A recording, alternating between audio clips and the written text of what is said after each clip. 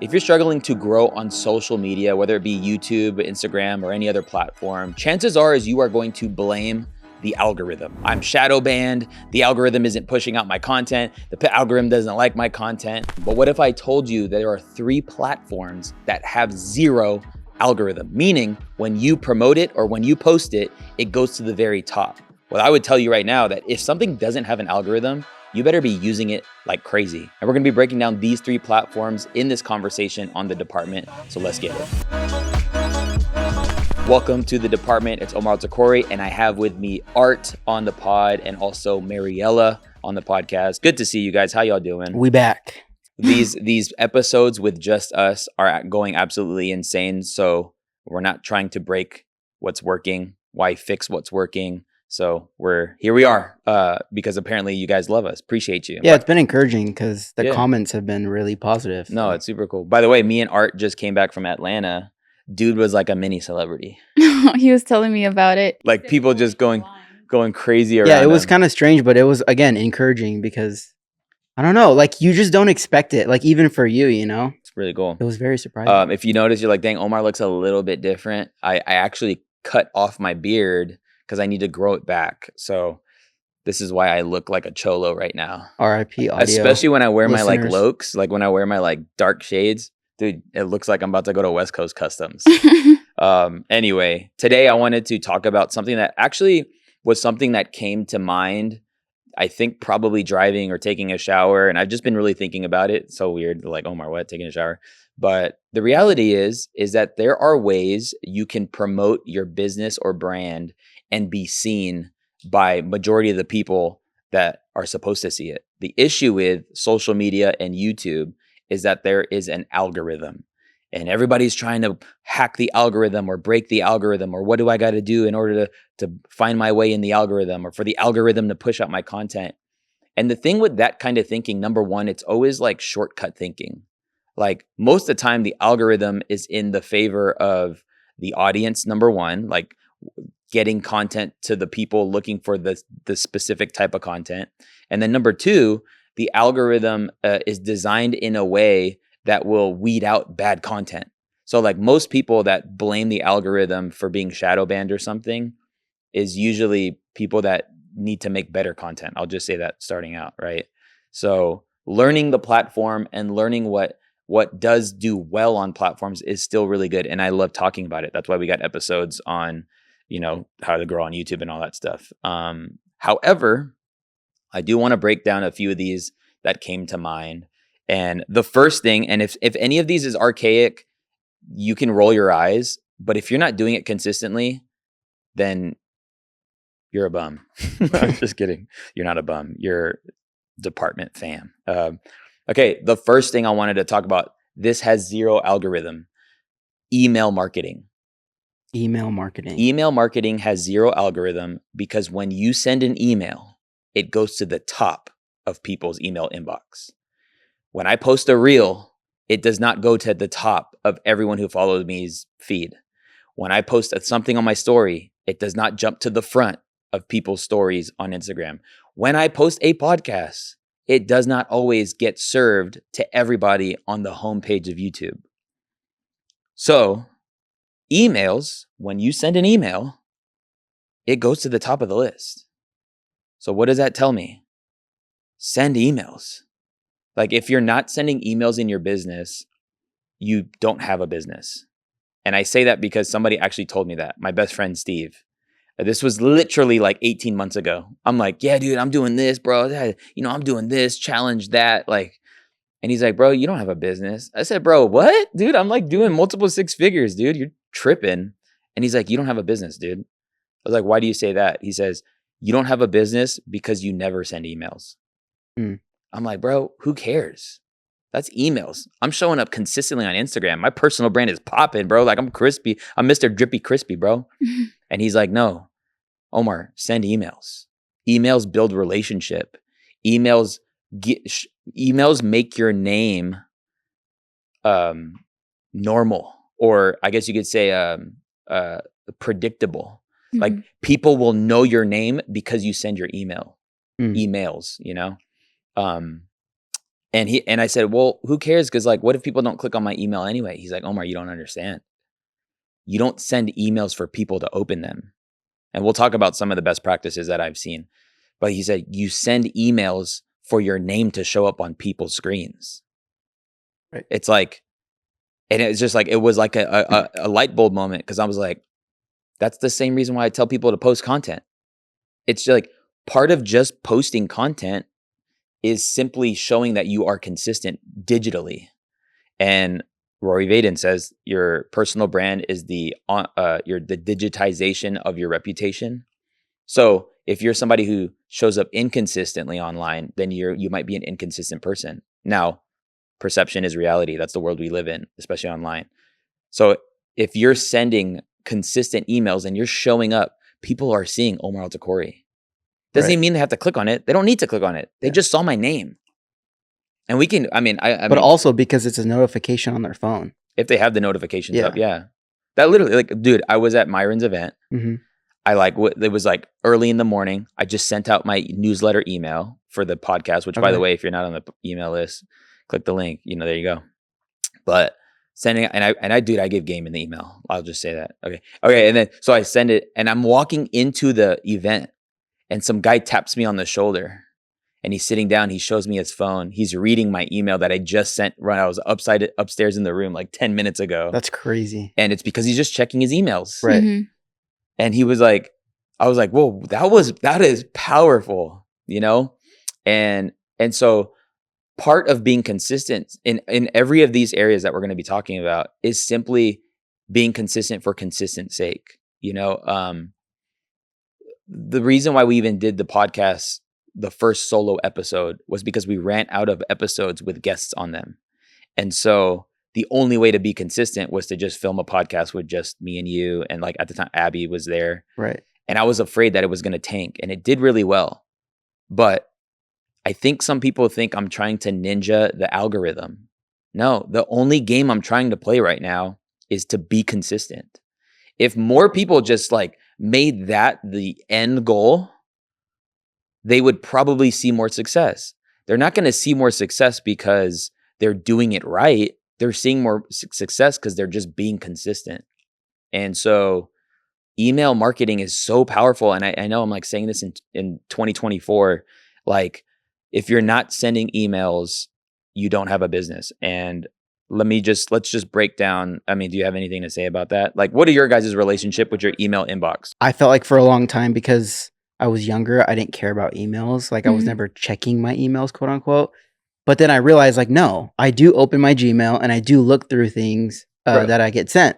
I'll just paint this picture. Like I would say one of the best brands right now on the come up. I mean, beyond come up, they like died and they came back to life, is Abercrombie and Fitch. Yes. Right. We can all agree. I agree. Okay.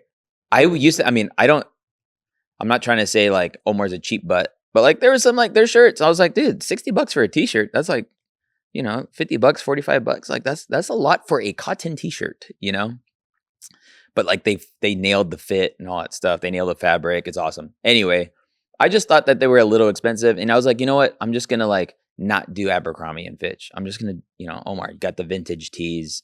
You got the like certain silhouettes and jackets and stuff. Cool. Dude, the amount of emails they send is absolutely insane. Yeah. I now own 8 or 9 garments of Abercrombie and Fitch. And you think that's all because of your emails? What I'm not going to say is it's directly because of the email, but I see Abercrombie in my email inbox. Abercrombie. And then I see like they even have a kids one, like Abercrombie for kids. And so like almost every day you get hit with 2 emails. Do you think they're concerned that people are opening their emails? Heck no. Heck no. It's non-algorithmic marketing. Right. It's the psychology of you just seeing the name Abercrombie and Fitch. You're just thinking like, oh, let me just actually go to the store or see. It becomes a subconscious thing in your head because when the time comes when you want to buy a piece of clothing, you're going to think about what? Abercrombie and Fitch. And then maybe Zara, like another brand. Yeah. And I think I know a lot of people that listen to this podcast are like either solopreneurs or like, your side hustle season, or maybe you have a small team and, you're crushing it and like amazing.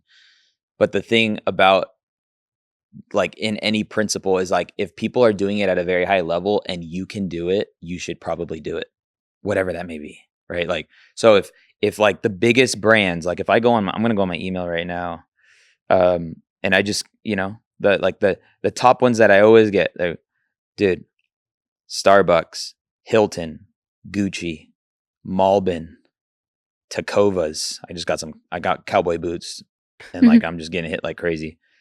Malbin, Tacovas, Target Optical, meaning like I only go get my prescription like hooked up like once a year, I actually just unsubscribed from Abercrombie because it was that much. And I was like, we were on the airplane coming back. But is that not the goal of content? Is that people would just see your face or people would just see you talk or hear you talk or like, if that is the goal, then we should be more consistent on emails. And yeah, what were you going to say about your email journey? Like, how often do you check your email inbox? I check mine almost every day because like I feel like I get a lot of like important emails. But when I do go into like the newsletters and like that section of my email, I do check them out and see what they have to do. I think for me, it comes to me subscribing to people that I want to stay connected to. I'm not their friend, right? But I want to be connected to them some way and be like in their world. Yes. Like for me, it's like Iman Gatsi. I am subscribed to his. Iman Gatsi. I am subscribed to his newsletter. We know why you're subscribed. No, that's not why.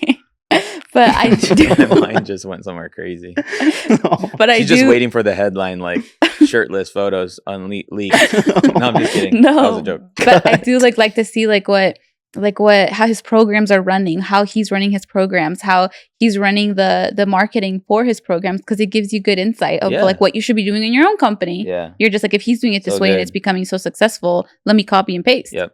So that is a great segue into, okay, Omar, all right, I'm going to send emails. Maybe you like want the tactics. Like, how many emails should you send? Send as many as you feel could, send as many as you can. You determine your level of consistency, but just at the quality that you want to deliver an email in. And when I say quality, the messaging or whatever you're putting in your emails. What's crazy is my friend Steve, who is a real estate broker, a real estate agent, like he says his number one email, that's like the success rate or his open rate, was not a home closing, was not a home listing, was not a home budget, was not this, it had nothing to do with homes. Right. It was his favorite places to eat in Fort Worth, Texas. Wild. Like, why? No, like, why? Because that appeals to everyone who lives in Fort Worth, Texas. And everyone likes food. Everyone eats food. Everyone eats food. Everybody's trying to look for the new spot to go for date night. Like, and so by Steve just sending out a human email. When I say human, I mean like this. We can personable. We can get into copy. Like that was the thing that resonated the most. Mm-hmm. It's like not a salesy thing, just a legit like, hey, have you tried this restaurant? It wasn't even like a listicle thing. I think it was like the best restaurant I've ever eaten at or something like that, and that was his best performing email as a real estate agent. And I think back to when I went to an event last year, some guy was like, bro, he actually said, is this funny? It was just like all happened around the same time. He's like, dude, you who do you have sending your emails? And I was like, I do, but they're not like, I don't send out enough emails. And I was like, I just don't know what to talk about in my emails. He was like, bro, every conversation you run in is an email. Right. He's like, our conversation right now. He's like, I stopped you because I know who you are online. So you're going to go home and write an email and say the power of creating your personal brand or the power of becoming an industry celebrity. Or he's like, you're just going to say like, someone stopped me in the middle of my day. That's the headline. What's the email? So I was at this event. It was a business event. Mm-hmm. What was so crazy about this event is that people were literally stopping me and taking selfies with me and telling me thank you for my content. And I was actually overwhelmed because I came to learn. I didn't know that so much people knew me. Enter. This is the power of building a personal brand, is you become an industry celebrity and people will thank you for marketing your business. So good. If you're looking to build your personal brand, click here and book a call. That's really good because I think a lot of people, like when you're being consistent and you're showing your journey out to the people, they're going to thank you because they're going to like, we're learning from your footsteps. We're learning from your journey. So I thank you for putting yourself out there because you're teaching me what I should be doing or what I want to do and learning from you. And email is a great way to develop a relationship with like everybody. It's free. Yeah. Like literally everything could be an email. Like it kind of reminds me of like the concept with content. Like everything can be content. Right. Everything can be copy or an email per se. 100. So literally, like we walked a casino because we're thinking about throwing a live event. Turn up. By the way, if you want to learn about a live event that I will be throwing at some point, make sure you're on the email list. But I could literally send an email saying the struggle of finding a venue for my live event. Mm-hmm. And then like, I want to host it here, but they're charging 50 grand a day. But we went to this hotel and they're charging 10 grand a day. But I like the vibe of the 50K. Like, I don't know. Either way, I hope you come to the event that I throw. Like it doesn't even have to necessarily do anything other than let people into your mind, your world, what you're doing. So like, because I also think maybe for business owners or creators, like the hesitation with email marketing is it's like a daunting task. Like, oh, I have to sit and write this email that has to maybe look like an essay and sound this professional. Oh, dude. I mean, it that's could like be a short little, right, like a text message. But that's where you, in Atlanta, you met up with an old friend that is a graphic designer or what? I mean, what would she be technically? Yeah, I guess she runs an agency. Okay, sure. But you explained to her like the process of email marketing and how it could be so valuable.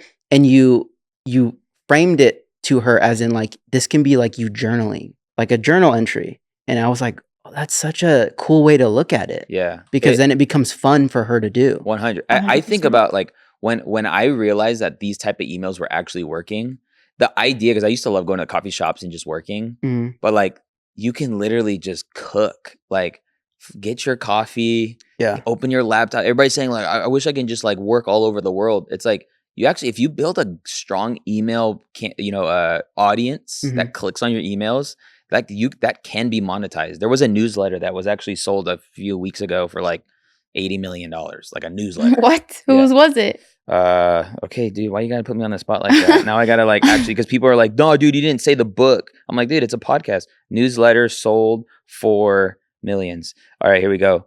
Okay, HubSpot sold their newsletter for 27 million. Oh, here he goes. The Morning Brew. They sold their newsletter for 70 to 80 million dollars. So there you go. I've actually heard of them. Yeah. They do a really good job. Brew. Yeah. They were acquired. A newsletter was acquired. That's crazy. That is just saying though. No, yeah. So, but like how you said, how you see it will determine how you use it or how you become consistent at it. Another way to be consistent with emails is using the content you're creating. So like, not everyone's ever going to see all the content you post, but you can stretch and repurpose all the content you post. Like you've already made the effort to make a piece of content. Yeah.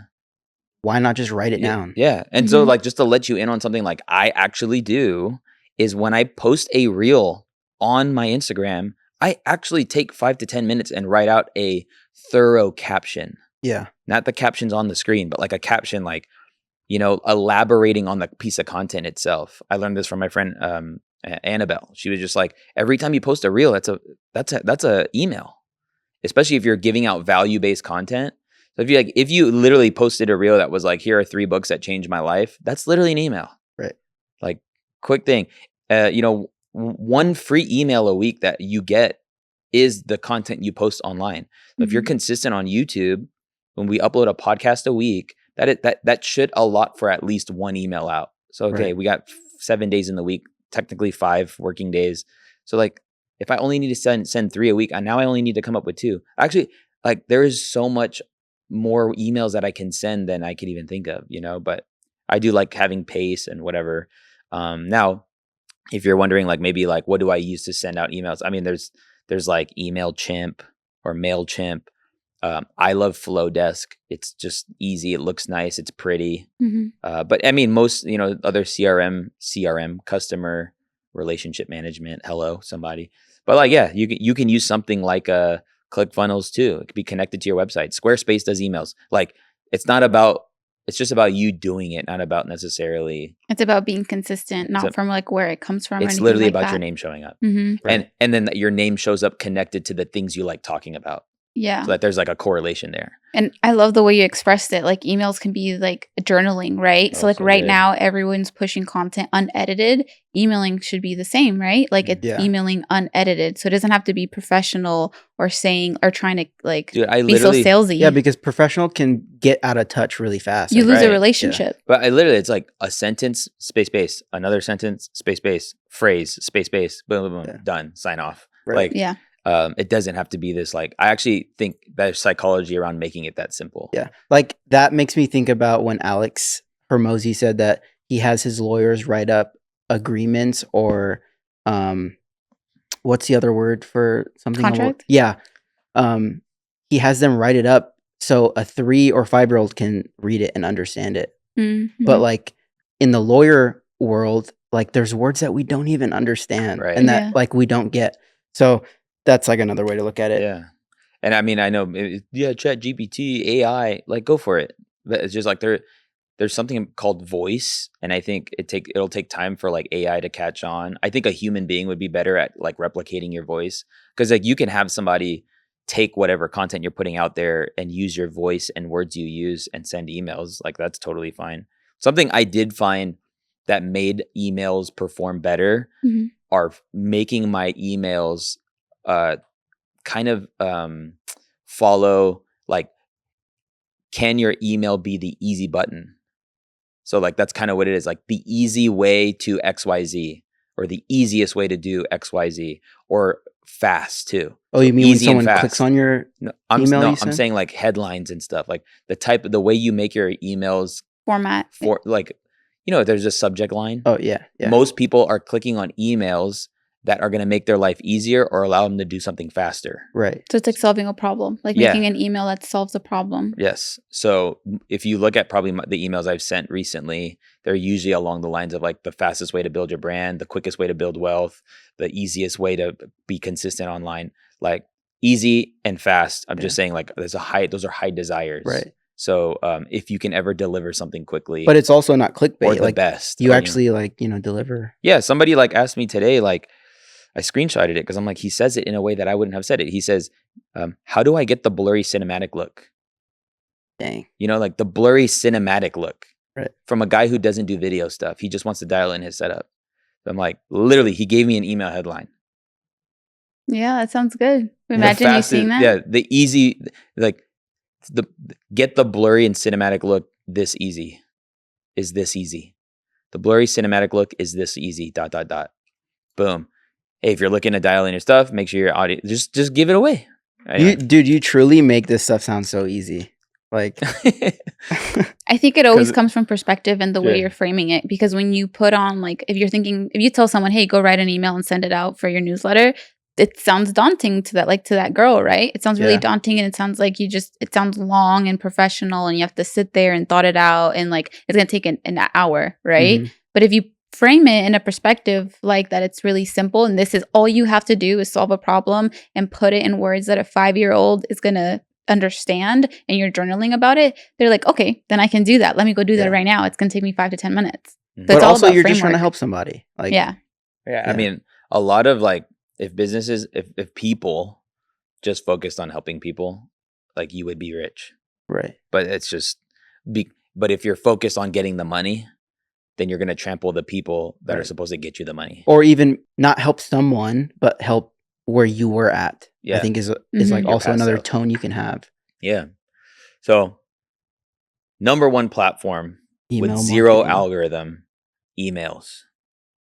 Send. Email inbox. In emails, I guess you could say that. Email marketing is, and that might have been a clickbait title, but emails is a platform. I don't know. What's a platform? I don't know. I can make a platform, whatever it is. All right, number two. The number two platform that doesn't require, or not even require, does not have an algorithm is audio podcasts. That's cap. Audio podcasts. What do you mean? I'm just kidding. Just go. So what do I say by this? I say, when someone subscribes to your audio podcast every time you release a new episode or upload a new audio podcast, it goes to the top of their app. Period. And like, Omar, how did you like really like land on this? I landed on this because, you know, I have a church background and I was doing stuff for churches, you know, like doing stuff for churches, but also for our church, you know, City Light, back in the day when I was uploading the podcast. And I realized like, dang, all the churches drop their podcasts on Mondays. Well, what if you uploaded a shortened version of the sermon or a different podcast? Like, people are subscribing to churches to get the podcast of the sermon, but why not give them something on Wednesday or Thursday? Because like on Monday, everyone's competing. Right. If you follow a few different, voices, but then if you can create a level of consistency where you show up more than once a week on a different day than everybody else in your industry shows up, my goodness, you're going to show up on top every time. And here's the kicker, guys. You ready for the kicker? Mm-hmm. It doesn't matter how long the episode is. It's just a new episode. Right. So you can have a podcast, audio. I'm talking about audio. Like, this isn't including YouTube. We're talking about having a way you show up consistently with an audio message, and you use a platform like Red Circle or Buzzsprout.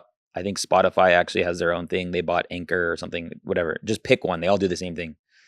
But you could, dude, 5 to 7 minute message. Like, I used to love like Ryan. Mm-hmm. I don't know why he stopped, but like Ryan used to have a 5-minute Fridays where he would share a thought. The whole point was like, there's a countdown. I have 5 minutes to give you this. And then I have to stop hard on 5 minutes. So I can't like go past.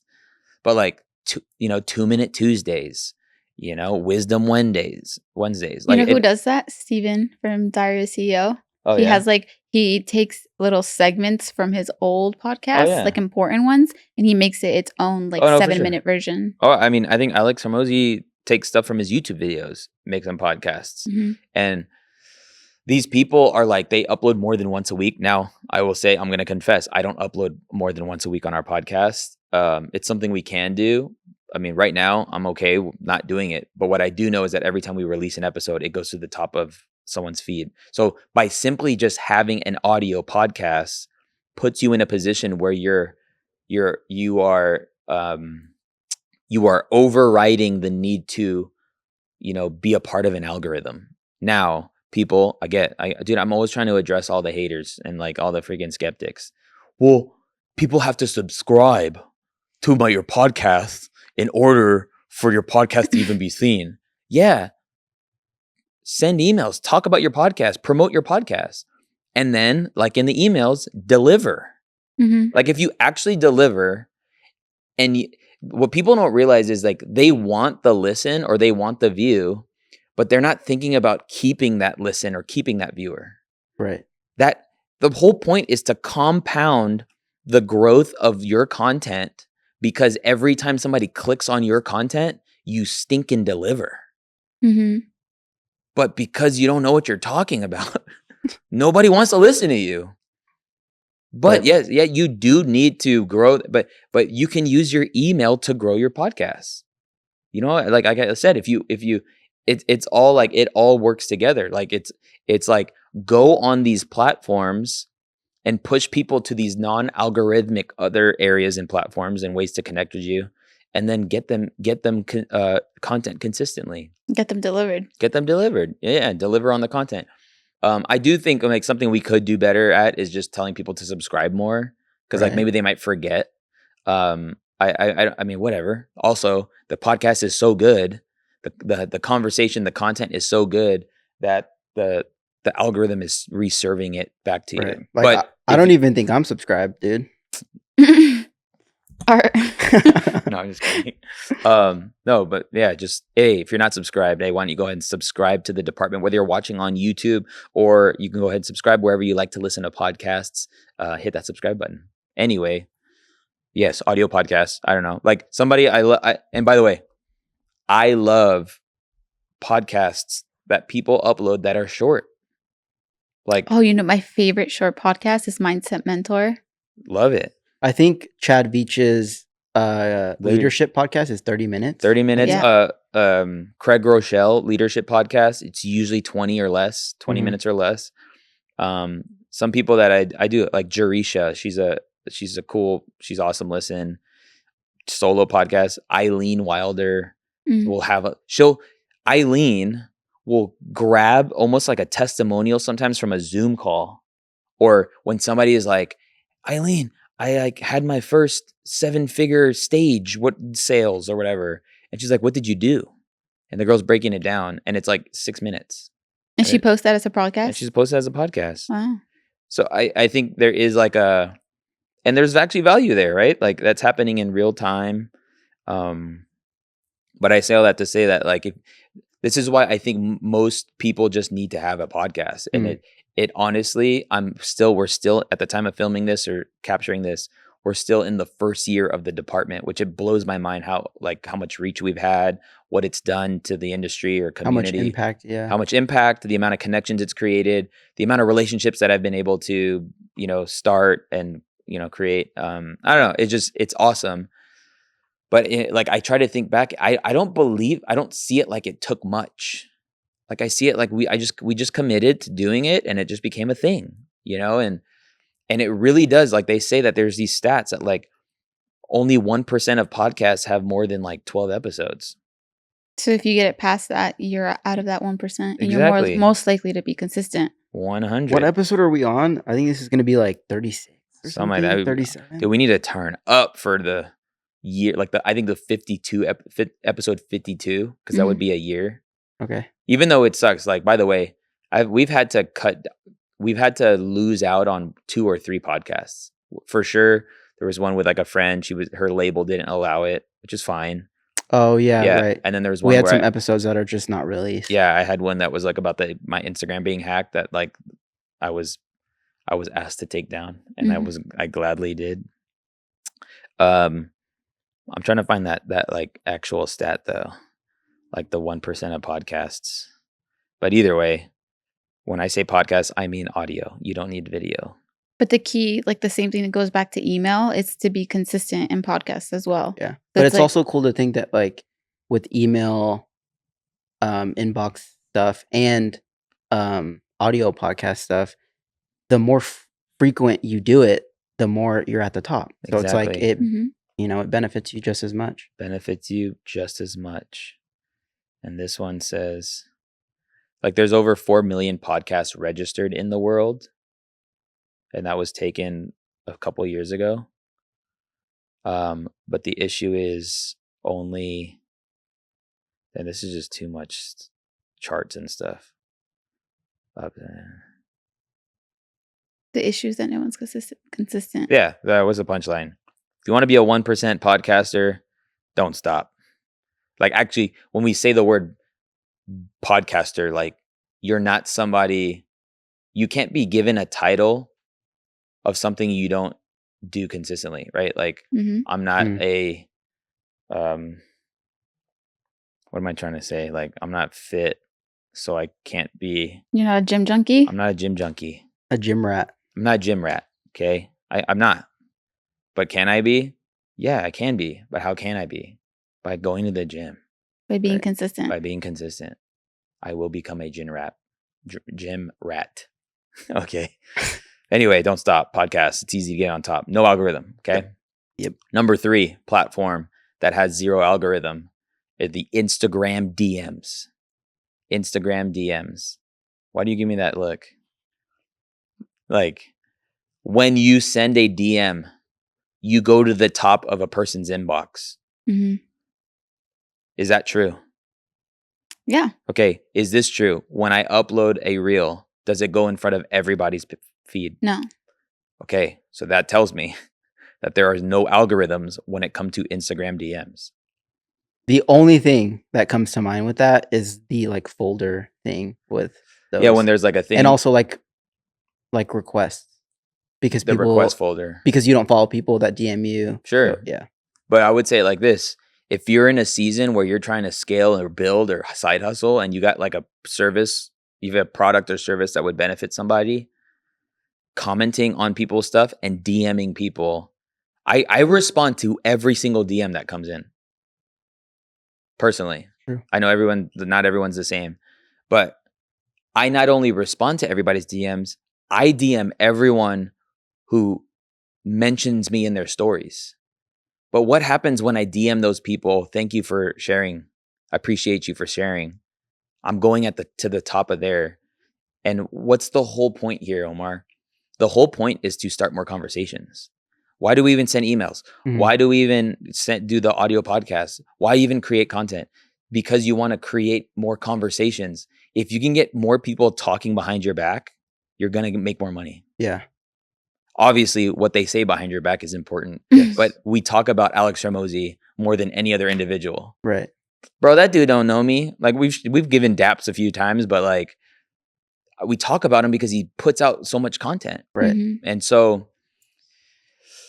I don't know. I'd imagine that people talk about the department. People talk about what they learn. People, some people have told me they listen to the podcast sometimes 2, 3, 4, 5 different times because every time they get something new and they need to take notes, this time they're driving, they need to stop and like, whatever, which is amazing. If you do that, you're a real one.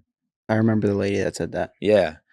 However, like being active in your Instagram DMs, I know people that have built 7-figure businesses, meaning they've made more than $1 million in sales, not doing sales calls, but having conversations in the DM and closing people in Instagram DMs. Another cool thing about Instagram, it's funny because people don't realize this. People don't realize that my email is literally number one. My email is on my profile. Is it really? My goodness. I'm about to delete it right now. No, I'm just kidding. Literally, if you hit the button email, Omar, if you've ever wanted to connect with me, you hit that email and you could email Omar El-Takori. I can't imagine how full your email is. But nobody does it. No? No. Right. You can be at the top of Omar's email inbox. And people are going to email me and be like, hey, just checking in. You said email me. But that's number one. Number two, you can always DM somebody. My friend, no names. This is 0 names. He was able to get a very high sought after speaker, not from texting, not from calls, not from anything other than Instagram DMs. Right. Persistence. Like crazy. Impossible person to book to speak through Instagram DMs. I'm just saying though. Like Instagram DMs are powerful. And like it's funny because like it's probably so not, we talk with our friends all the time and we text and like in Instagram DMs.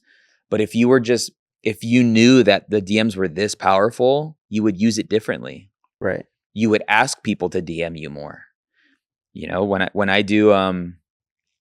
When I do these like automations, which by the way, if you ever wonder, if you ever seen me post something on my Instagram feed or on my DM and I said, hey, comment the word or DM me the word, and then something, automatically hit you up. All that is this platform called ManyChat, ManyChat.com. It's an integration, but literally it creates more conversations. And I even could be better at like egging on back and forth banter, because I'm usually like, hey, if you want this set up, I'll give you all the gear, comment the word gear, and then I'll send it to you. But that automation makes me go to somebody's top of their inbox. And guess what they're seeing? They're seeing this boy's face. They're seeing my name. And then they're getting value from opening up that message. This is like the psychology of sales and marketing. Like we don't always realize like what's actually happening when people see your name, see your face, click on your stuff, and then their life gets better because they did that. Like that is just a powerful concept in and of itself. Yeah, because it's a personable thing to do. Like when you respond to people reposting when you repost people's stories or even respond to them, it like makes them feel special. Yeah. Like, wow, Omar saw my story, maybe reposted it, or maybe even just DM'd me. Like, wow. Like it builds brand. I think it does, dude. All 3 of these things build brand in their own respective way. And we're talking about organically. Mhm. Like Right. this isn't like this is just it's the grind of doing these things. Yeah. But why do the goats do it all? Right. They do it because it matters. Because Like your friend who's done 7 million in sales because of Instagram DMs, it's because it's enforced his brand. Like people love him because he's been that guy in the DMs. Yep. Oh, So stop yes. sliding through the DMs for the wrong reasons and start using DMs for your advantage in your business. So how would you tell someone that's listening to this to use their DMs to their advantage? Like, are you telling them to use like to go and DM high individuals, or are you telling them to use mini chat? I think it's both. I think it's all. It's just the concept of like getting people to start DMing. So I do think number one, it's lobbing out questions on stories and on reels. When you lob out questions, like, you know, let's just say if it was in my world, it's like, hey, are you happy with your video setup and the quality of the content you're producing? If not, just DM me the word no. You don't even need many chat setup. Just be like, just say no. To start a conversation. And they're like, well, it might take too long to like, hey, dude, if you're gonna complain about how long it's gonna take, then you don't deserve to make any money. I'll say that. But like, if somebody said no, you can now start a conversation. Can you send me an example of what you're currently producing? Dude, shoot this. What equipment are you using? Dude, I don't know. I just bought some stuff off of it. Like, you know, do you have a budget right now to like actually dial it in, like so it can look like this? Send the video. I guess so. Like, what does that look like? Okay, it looks like, and then you just get them down the line. But how I would wonder. I mean, how many people said no? You know, by you asking the question if they're not happy or if they're frustrated with something in their business or what have you. Like, this is obviously contextualize this for your situation. But that's one way to start conversations. Yes, another way is ManyChat. The thing about ManyChat though, like if you don't have high volume, like you don't have like that's what I was gonna say. It's for like when you're trying to give like an audience something that actually will take a lot of time. Like you get 1,600 comments on a video asking for a gear list. There's no way we can like individually. Right. But that's what that's for. Yeah, but if you're starting out, you can just say comment the word grow, and I'll DM you the resource. And then, but really, if you know somebody's responding to something, it gives you also, you should also know that they are either interested in something along the lines of work that you provide, or just open up that conversation. So yeah, I do think I think asking people to reach out, but then on the flip side, like just how easy it was for me to email, like show you how easy it was to email me, like. It's that easy to like just connect the dots. Find a real estate broker in your area. I don't always go to real estate. It doesn't matter. Small business owner. Find the owner, DM them, and let them know that you went to their coffee shop and you thought it was amazing, but you saw their website and would love to like help with the website or whatever it is you do. You know, like, I mean, that's how, I mean, yeah, you do the work, but all that to say, like DMing and building that relationship, you know, in the DMs is powerful. And then what's crazy is like, you can, over time, you'll be able to scroll back and see like, dang, I DM'd you like 3 years ago and we're working together. Yeah. Yeah. Like a dude was DMing you for you to be on his podcast because he wanted to interview you. And I think because of the amount of DMs you get, he kind of just fell to the wayside, you know? But then he kept DMing you every few weeks, and you ended up shooting the podcast with him here for his podcast. And that's because he was persistent and he just kept showing up at the top of your inbox. Thank you for telling that story. Because like, yeah, there you go. Yeah. Proven. Right. Proven. All of these platforms, they not only require consistency, but they require persistence, which 100%. Means you just showing up. So those are the 3 platforms. But there were 2 more that we were kind of discussing that I want to bring up. Oh, okay. And I don't know. Like, and by the way, if you're listening or watching this, and there's another platform, there's a similar platform thing that you can think of, please put it in the comments. Would love to know. But number one of them was YouTube subscription. Yes. Like when somebody subscribes to your YouTube channel, they will see your video when you upload it if they're under the subscriptions tab. Yeah. Now, the way YouTube works is when you open up the app or when you open up the website or when you turn on your TV, it's not your subscriptions. Yeah, it's just the homepage. It's the home feed, which sometimes you show up, but you don't show up all the time, you know? Because it's an algorithm. Because there's the algorithm, and like, you know, what I get seen on my home feed are the things that I'm like interested in right now, not necessarily who I'm subscribed to. This is why subscribers have less of a, it used to be, I think at one point it was like every upload you saw their upload. Right. Now, if you do tap over into the subscriptions tab, you do see people who you subscribe to. So, and it's chronological. So like that, there's no algorithm in that regard. So like, this just, what does it prove? It proves like, again, if you show up consistently and you're persistent with your content and you build that baseline of people that subscribe to your channel. Of trust. YouTube low-key doesn't have a choice to not show you. Yeah, YouTube has no choice but to not show you. And you do want to just stay in alignment. Who is subscribing to your videos? Why are they subscribing to your videos? If you don't know the answer to these questions, then you're going to make random videos, and then when people see you in their subscription feed, they're gonna swipe past you. So I understand for the nature of podcasting, sometimes it's a little difficult because not always will we have conversations directly around content and content marketing. Sometimes we'll have a sales conversation. Sometimes we'll talk about communication, or sometimes we'll talk about taxes. I don't know, because it's the bigger picture is business. But I know that when I do a conversation with Neil on how to throw or start and scale events, that conversation is not going to go viral. But I love the fact that I have a rich, like, potent conversation around this topic with somebody who started from zero. Yeah. Like, it's just like, it's a and great you wanted asset. to have that conversation to help like a group of people. And everyone who watches that video, because it's so specific, gets so much from it because they're like thinking about starting their own event. I know somebody that has an event that watched it and wanted to make sure he was doing everything right. So he started start to finish. Right. So Instagram subscription or YouTube subscription, kind of like no algorithm, but that's just like there is an extra step, and that would be hopping into the subscriptions tab. Yeah. What was the second one that you mentioned? It was Instagram broadcast channels. Yeah. Oh, yes. That one's new to me. This is new to me too. Still very fresh. It is. But essentially, I don't use this, and maybe I should. It's just another thing though sometimes. And I don't know what will happen. But like, okay.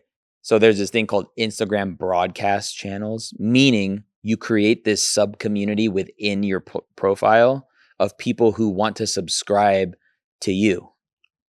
And the broadcast channel is it looks like a DM, but it's one-way communication. Yeah. So nobody can reply. They can only react.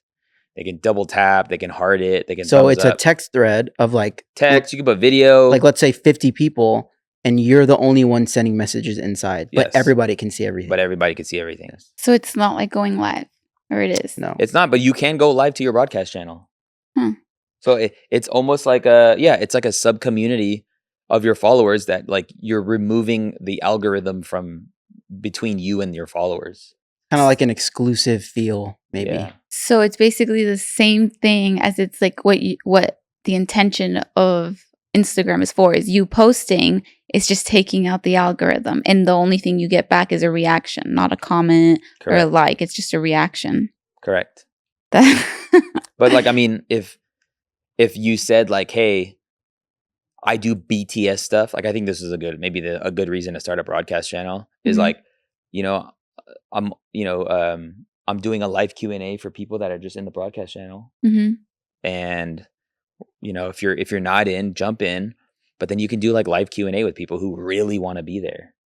So rather than you just going live on Instagram, zero context, you can build up to like a live stream. Yeah. I mean, there are a lot of creative ways you can use it. I think about like personally, I love showing like the BTS of like what we do, why we do things with the mics. Like I don't have a tech YouTube channel anymore, or I don't create tech videos, but I think about like, what's the context for us to do these like editing tutorials or like workflow hacks sometimes I'm thinking like, do we do a separate school community that's free? Mm-hmm. I think workflow hacks can be like give it away on social, like Yeah. in that regard. But we also talked about, you know, you having a portion in your inner circle that's just meant for that. Yeah, but sometimes it's like, because it won't perform well if you just upload like editing workflow tip.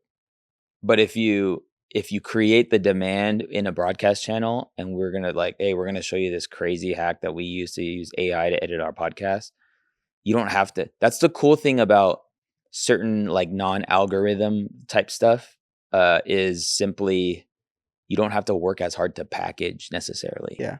You know what's crazy about it though is I think when you start your broadcast channel, it sends a notification to your followers. Because I had a friend that started one and she loves Love Island, you know, that show. Mm-hmm. And her broadcast channel was literally just about Love Island. So I got a notification when she started it and I like looked inside and yeah, it was just her doing her thing with Love Island. And I was like, oh. But I knew about it because Instagram notified me. That's crazy. So like on a business standpoint, the business brain is like, you know, you get people into something like this. And then when you tell somebody like, hey, I'm doing this thing over here, chances are you get more people to jump over because you've been nurturing them with the broadcast channel. But no algorithm with broadcast channels. But you do have to create it and nurture it. And use it. Yeah, I think about it. But yeah, I don't know. Those are some other ones that I thought of. Yeah, amazing. That's definitely to use all of these platforms to your advantage, especially if you have like a business that's running and you're not using any of these. Definitely go use like email marketing, audio podcasts, and DMs. That's literally how you're going to scale. That's it. What do you think, Art? Even though we don't tap into like some of the extremes with these, it's worked well. Like your podcast newsletter has done really well. Yeah. And people actually look for the episode the morning of because you send your podcast newsletter. Right. Mm-hmm. Yeah, sure. And also your brand has been built because your DMs, like. No, yeah. So I mean, it's worked. I would say a lot of the times what people don't realize is like, again, this isn't a get rich quick type of message. This is a skill building, like copywriting, phenomenal skill to have, you know, communication with podcasting, like phenomenal skill to have, sales with being able to listen to people's problems and get them a solution and provide them an offer with something that would help people. Like this is stuff that like over time, it's the overflow. It's like the overflow that happens when you get good at doing the thing, the mundane stuff, but like you get really good at it. It becomes really powerful and it becomes easier over time. And it becomes easier. Because like the way you come up with those emails, it still like shocks me. So like you make it look easy. It becomes a routine. Yeah. That's why. I remember, dude, when we did the episode that was like content advice for people over 40, which it's still doing really well, that episode. But literally my subject headline was, if you're over 40, click this. And like, I remember so many people were actually showing me like story, like they sent me a private story, like, dang, dude, straight up calling us out, dude. What was the click-through rate on that one? Actually, that would actually be cool. I mean, I'd have to scroll back, but I mean, I don't, maybe it wasn't that good, honestly, because it was so niche. But I mean, I'm just curious. Yeah, I met a lot of people from that whole podcast campaign. Like literally one podcast, I met a lot of new people for the first time. They met me for the first time. Let me see, over 40. Oh yeah, sent to like at the time 18,000 emails. Mm-hmm. What is it? All right, so I sent to 18,473 emails, and 46.2% of people opened up that email. Wow, that's almost 50% open rate. That's phenomenal. That's crazy. What's like the typical open rate? Dude, I hate how this is at the Wasn't end. It like 5% or something? No, it's like 10-15%. Oh, okay. Dang, dude. That's crazy. That means, do you know what that means? That your audience is 50% over 40? or around there. Low key, maybe, yeah. Yeah. Or that like that headline is like, if you're younger, you're like, I don't want to be left out. Dude. Anyway. That podcast also just performed well on YouTube too. Like, yeah, the comments were so rich. So good. Anyway. All right. Appreciate you. We're coming in with these department episodes. Excited because we did get a handful shot in Atlanta with some incredible guests. So excited to get these to you. But if you don't subscribe or you're not subscribed, subscribe. Hop on the newsletter so you can get that all that game inside your emails. And feel free to DM me and tag me up on Instagram. I always will respond, and it's really me. And email him. Yeah, email me. All right, peace.